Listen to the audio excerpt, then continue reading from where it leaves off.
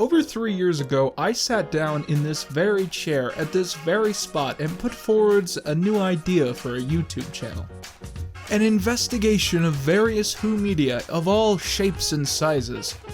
Throughout those few months that I created content, I tried my very best to piece together exactly what made the show work, while also figuring out where it had been misunderstood in the past. I did this pretty badly, and I often forgot that this was my mission statement at all, but in the end, I think I can say that I did come to a conclusion about why Doctor Who was such a long-lasting and beloved series. Because it is able to constantly change to feel like a new program. The original concept for this show was that it was going to culminate in a final big video. A look back at the anniversary season of 2013, ranking the best to very best. And since I'm, for some reason, deciding to sit down and celebrate the start of my show, even as I openly resent it, I think it's only fair for me to finally try and sit down to finish off that list. So let's not waste any time. This is the top 10 anniversary stories of 2013. Number 10. If everything on this list is part of a substantial feast, Name of the Doctor is the bread rolls that you don't technically pay for. It is a complimentary treat meant to stop you from getting too grouchy when the actual main course takes a while to get to your table. But you know what? Even if the rolls aren't as amazing an experience as the thick, layered Reuben sandwich I get later on, I would be lying if I said that I didn't always instinctively reach out for one of those glossy globs of gluten to shimmer up some more. Name of the Doctor is meant to appease fans of the classic series by having a barrage of cameos and flashbacks to the past alongside a conclusion to this year's equivalent of Bad Wolf, as well as a prequel to Smith's finale. Name of the Doctor tries to wrap up the overarching plot structure of Clara Oswald that the season had been trying to do, and it does it okay, I guess. It could have been done better, and it could have been done much worse. It certainly wasn't what I was expecting. I thought our Clara would be the splinter of the problem encountered by the Doctor, not the master copy herself. But it's also a concept that was certainly more confusing to figure out than a simple explanation to everything that's been happening. And if you see it as a cool idea, you'll find that this story doesn't do a good job at exploring it. At least, not as good a job as secondary media has since then. At the start of this season, the Doctor set out to figure out exactly who Clara Oswin Oswald was. And even if the Doctor feels like he has personally answered this goal, it really hasn't been completed for us. The show has been so caught up in making Clara's history mysterious and making her relationship with the Doctor filled with distrust that when all of that was cleared away by the story, there was not a lot left to work with. In approximately 137 minutes, Matt Smith is going to be gone, and at that point the show has a hard time figuring out what Clara is supposed to be, spending most of Series 8 trying again to make their relationship dysfunctional, when it really doesn't have any need to be. Of course though, this is a list talking about these stories in terms of how good they are as anniversary adventures. So what did I think of those opening and closing scenes? They're cool. I'll watch them again now and then. They're like 4 minutes in total, but yeah, they're neat. They're alright. They could have done more. Maybe pulled some unused takes instead of using shots from aired episodes. They could also have done a lot less, you know? There was a lot of love put into this stuff. The intro scene, of course, is amazing. It proves that Hartnell is a great actor, even from beyond the grave. Name of the Doctor isn't that big a deal, but I can't bring myself to be too mad at it. It's just a little treat that's not meant to be anything else. Number 8. At the time, the Prisoners of Time miniseries, promising to revisit each Doctor one issue at a time, was one of the most hyped projects to be announced for 2013. Keep in mind, and this might be hard to visualize today, before 2013, Doctor Who wasn't a show that commercially did throwbacks. You either got the current Doctor in the TV show, the current Doctor done in an intelligent comic style that loosely tied into the live action stuff, or the current Doctor done in an overtly childish style. If you liked earlier Doctors, you either went into the vault or you checked out Big Finish, but even that was only for Doctors 1 through 8. Nowadays you got the Titan comics, who are great at being sure to do intelligent, throwback standalones. But back then, we were happy to get a previous story mentioned, let alone revisited. So 2013 was a big year, and here's this comic. All Doctors, all companions, an epic, continuous story, and 12 issues! A 12-issue series, that's unheard of, even today! This has got to be fantastic. And at first, it was great. Really, really great. It naturally matched the tone and writing of the original eras of the show, but it wasn't afraid to branch out and to do more of what you could never have imagined on screen. Invasion stories with real aliens, action sequences, vast worlds with hundreds of diverse creatures, but still the Doctor and Jamie, the Brig and Sarah, Leela and K9, while throughout the issues there is a slight buildup of a main plot, as the Doctor's companions are captured before his eyes at the end of each issue by a mysterious force. Each time, we built up more and more towards the main plot, slowly learning that this figure was a companion of the Doctor before he was betrayed and left alone, and that he is doing this to lead him to a final confrontation. Man, you gotta know that I love stuff like this. Big overlapping stories, a squirming plot line, and a giant mystery.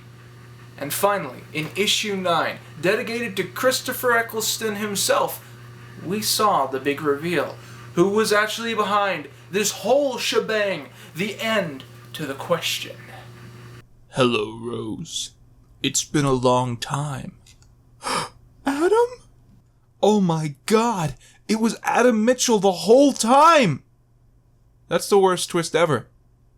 I've never been so disappointed by a big reveal. Adam Mitchell? The guy we saw for 2 episodes? Hole in the head Adam? Really? That's what you're going for with this story? We're dealing with a companion here who was written to be a test for the audience. He was designed to be a companion that the audience would despise. People compare him to Adric, but that's unfair because Adric had a pretty good concept and was built up well in early stories. This guy was conceptualized to be the worst and was kicked out after 1 adventure in. Why did the writers of this comic think that this was an appropriate topic to revisit for a 50th anniversary story? This was one of the biggest projects of 2013 that actually sought out doing the classic series proportionally to the newer stuff. We get this comic dedicated to connecting every era of the show as well as every medium, and what connects 50 years of Doctor Who? Something that happened 8 years ago. Basically, the very existence of the new series is what apparently justifies the entire show. Yay. It does more than upset my classic series-oriented nerd mind. It makes the final issue and climax of the story painfully awkward. Because you've got like 120 cast members running around, but only 4 of them actually know who Adam is, and thus can actually put anything noteworthy into the conversation.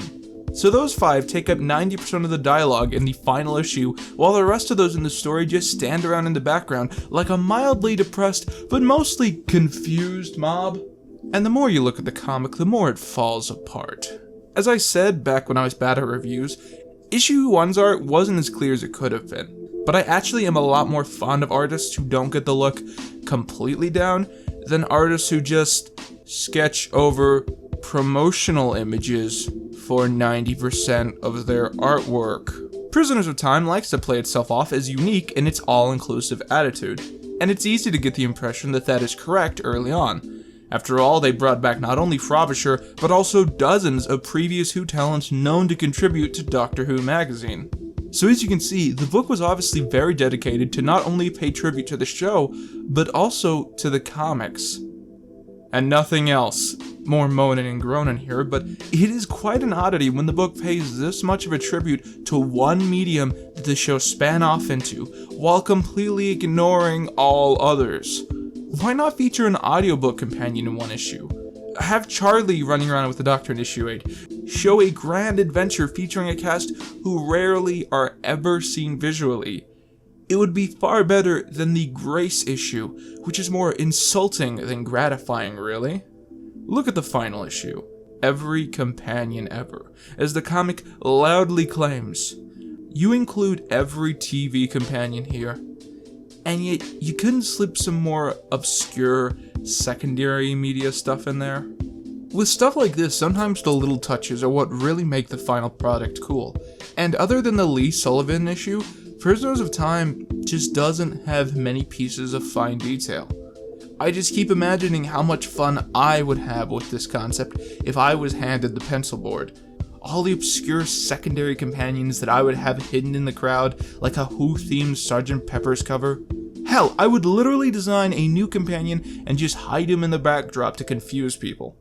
The closest we get to any throwbacks to the audio continuum in this series is one picture on a wall of the Sixth Doctor with his suit colored in blue. We don't get any other references or callbacks or cameos, which basically means that the people working on this strip thought that the 1966 Doctor Who annual meant more to the Doctor Who universe than the entire Big Finish range. Which kind of explains why the 10th issue is written like one of those weird 60s comics, down to having the Quarks as the main villains and having a storyline lifted straight out of Scooby-Doo. But despite all of these heated annoyances, I cannot help but admire this series for its ingenuity, passion, and willingness to go beyond what is expected. For daring to get as many people involved as they could, for bringing the classics back to us, and for daring to wrap up a companion story even if no one really wanted them to in the first place.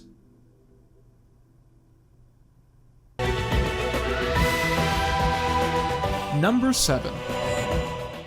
Soaring Local, the embers of decayed demigods and guardians, perpetually recreated in harmony with boundless and relentless substance.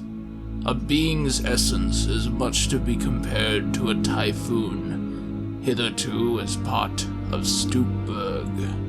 Luminous 24-hour periods, mopping a visible mass of condensed water vapor floating in the atmosphere away, forwards on my path until salvation is reached, where the air is sweet. For you see, this is a tale of how my life was flipped, turned upside down. The perpetual singular lesson that I have achieved after 21 years. You never know what is gonna come through that door. The light at the end was alright. Big Finish is no stranger to multi-Doctor stories. I'd say they do one every year or two. And that, in some essence, is the problem. TV multi-Doctor stories have some space in between them. Sometimes literal decades fall between one story and the next. So when it happens, it feels special. Interesting, even. In fact, I would argue that a whole lot of multi-Doctor specials are a lot more flawed than we give them credit for being so, but the fact that they didn't happen every 6 months makes the case that those aspects, in some way, don't really matter. Big Finish probably does too many multi-Doctor stories. Featuring narratives where the Doctor's meeting is just some wacky thing that can happen in stories that have nothing to do with them meeting each other. There were just 2 multi-master stories in a row, a comic and an audio. And those were cool because that hasn't been a thing before. But honestly, I failed to find the same magic in this. Partially because it's another alternate timeline storyline. Alternate timeline stories have started to bore me considerably. It's just an excuse for secondary stories to do big shocking reveals and moments without actually having to stick with them. Oh yeah, kill everyone. Do it. Press destruct button. because in half an hour, it's not gonna matter anyways. 2013 was a year where stories were allowed to do big epic crossovers like this without making them seem pointless in the end. But Big Finish clearly didn't get the memo. Again, it's not that this makes the story bad, but rather that it makes it standard. Standard. It's cool that they put in as many cast members and cameos as they could, and that they put a lot of hard work into it, and that it really comes out all nice and shiny. But I can't justify putting it ahead of the many other stories that couldn't have been made in any other year for any other occasions. It's worth taking a listen at, and it really is good.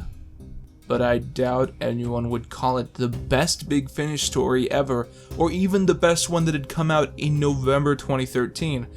And I feel like this is exactly where it deserves to be on this list.